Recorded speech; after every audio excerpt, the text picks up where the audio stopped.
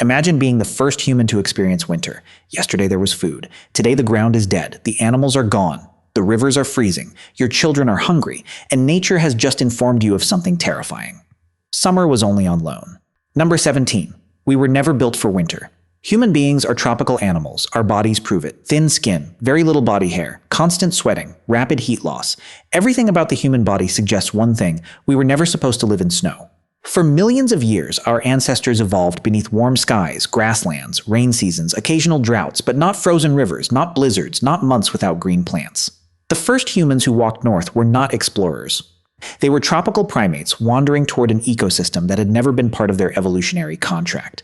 Because winter is not simply cold weather, winter is ecological bankruptcy. Plants disappear, insects disappear, fruit disappears, water disappears beneath ice. Suddenly, every survival strategy your species understands stops working at exactly the same time. The first winter was not another season. The first winter was an extinction event waiting for volunteers. Number 16. The planet that turned against us. Imagine waking up and discovering that the world itself has changed sides. Yesterday there were animals everywhere. Today the landscape is empty. Yesterday rivers moved. Today they are stone. Yesterday wind was uncomfortable. Today wind hurts. Nothing in human evolutionary history prepared our ancestors for this.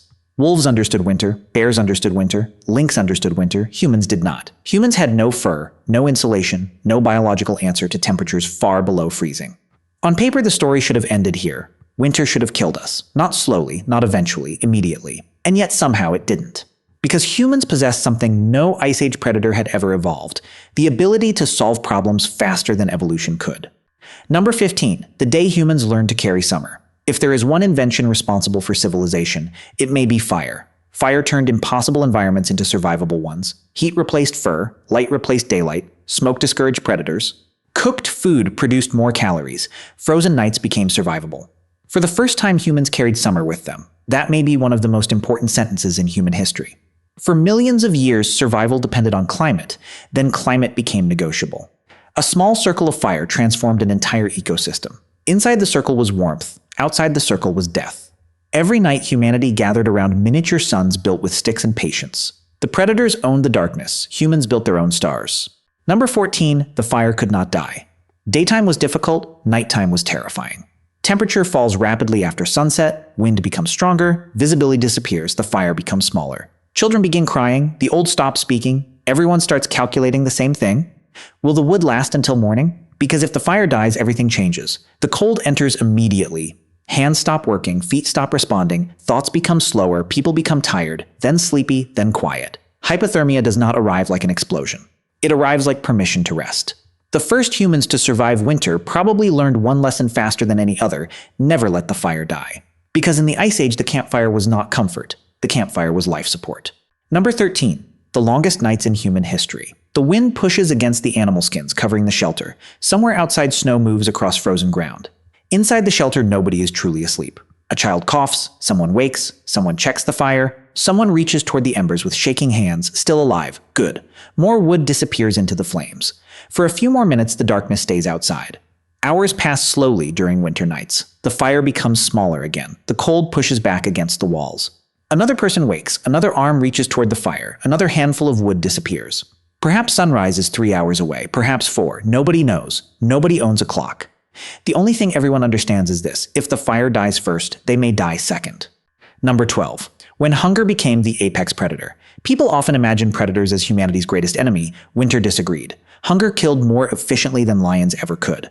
Predators kill individuals. Starvation kills entire groups. During summer, food surrounds you. During winter, food hides. Berries disappear. Plants disappear. Small animals disappear. Even large animals begin moving elsewhere. The world becomes larger. Food becomes smaller. Walking becomes expensive. Thinking becomes expensive. Staying warm becomes expensive. Winter transforms energy into currency, and humanity lived permanently close to bankruptcy. Number 11. When predators became desperate. Humans were not the only creatures starving. The wolves were hungry too. The cave lions were hungry too. The hyenas were hungry too. Winter compresses the food chain. Every predator begins chasing fewer meals. Every prey animal becomes more valuable. Every mistake becomes more expensive. A carcass that would be ignored during summer can become worth fighting over in winter. Humans may have arrived at dead animals only to discover that they were not alone. Somewhere beyond the snow. Yellow eyes were watching, calculating, waiting for humans to leave. The Ice Age was not a war between humans and nature, it was a negotiation between multiple hungry species trying to survive the same season. Hungry predators become desperate predators, and desperate predators take risks that full predators never would. Number 10. The species that followed food. Humans did not survive winter by defeating nature. Humans survived by following it. Mammoths moved, bison moved, reindeer moved, humans followed. Entire communities may have spent much of their lives tracking food across enormous distances. Migration was not exploration. Migration was rent payment to reality. Stay where food disappears and you die, follow food and you live. Simple rules, brutal rules, but winter respects only results. Number 9. The technology made of fur. Humans do not grow winter coats, humans manufacture them. Animal hides changed history. Fur trapped air trapped heat, heat trapped life. Eventually humans learned how to scrape hides, dry hides, repair hides, sew hides. Clothing stopped being decoration. Clothing became technology. The first jacket may have saved more human lives than the first spear. Because predators can only kill you once, winter kills you every single day. Number 8. The machines that fought winter. A shelter does not create heat. A shelter protects heat from escaping. That difference may have saved our species. Stone blocks wind, animal hides trap air, bodies share warmth. A few degrees matter, a little less wind matters, a little more insulation matters. Winter survival often depends on tiny advantages repeated thousands of times. One extra layer, one better wall, one smaller entrance, one more hour of warmth. To modern people, a few degrees feels insignificant. To prehistoric humans, a few degrees separated tomorrow from extinction. The first architects were not building homes, they were building arguments against winter. Civilization may have started as engineering against cold air. Number 7. The winter that created cooperation. An adult can suffer, a child cannot. That simple fact may have changed human evolution forever. Winter is difficult for healthy adults. For infants, it is merciless. Children lose heat faster. Children starve faster. Children dehydrate faster. A tribe unable to protect children during winter had no future. Suddenly, survival became more than an individual problem. Food had to be shared, heat had to be shared, attention had to be shared. Somebody watched the fire, somebody gathered wood, somebody repaired clothing, somebody carried children during migration, somebody hunted, somebody stayed behind with the weak. Winter punished selfishness with extinction. The groups that survived were not necessarily the strongest. They were the most cooperative. That may be one of the most important lessons winter ever taught humanity. Number 6. How sharing defeated starvation. Lions hunt together, wolves hunt together, humans survive together. Food sharing changes mathematics. One successful hunter feeds many people, one unsuccessful hunter still survives. That sounds obvious to us. In evolutionary terms, it is revolutionary. Most animals fail alone. Humans learned how to fail collectively. If one hunter returns empty-handed, the group survives. If one shelter collapses, the group adapts. If one person becomes injured, the group compensates. Cooperation allowed humans to survive mistakes that would kill almost every other species. Winter selected generosity, because generosity is simply another form of risk distribution, and risk distribution keeps species alive. Number 5. The season that selected intelligence. Summer forgives mistakes, winter remembers them. Forget to gather wood, you die. Forget to repair clothing, you die. Forget migration timing, you die. Forget where the herd moved, you die. The margin for error becomes microscopic. Suddenly memory matters, prediction matters, communication matters. Knowledge becomes food, experience becomes insulation, stories become survival equipment. The old hunters who remembered migration routes became valuable. The grandmother who remembered shelter locations became valuable. The child who learned quickly became valuable. Winter may have acted like an intelligence filter operating across thousands of generations. Not because cold creates intelligence, but because cold punishes bad decisions more aggressively than almost any environment on Earth. Number 4. The day humans learned to store time. Animals survive winter in different ways. Some hibernate, some migrate, some grow fur. Humans stored time. Wood gathered in summer became heat in winter. Dried meat became future calories. Animal fat became future energy. Knowledge became future survival. This ability to move resources across time changed everything. For the first time, humans were no longer living entirely in the present. Tomorrow started becoming important, next month started becoming important. The future became a place humans could influence.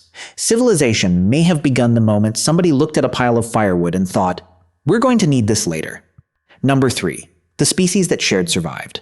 Imagine two groups entering winter. One group shares food, the other does not. One group protects the injured, the other abandons them. One group feeds children first, the other feeds only the strongest. Which group survives 10 winters? Which group survives 100 winters? Evolution does not judge morality, evolution measures outcomes.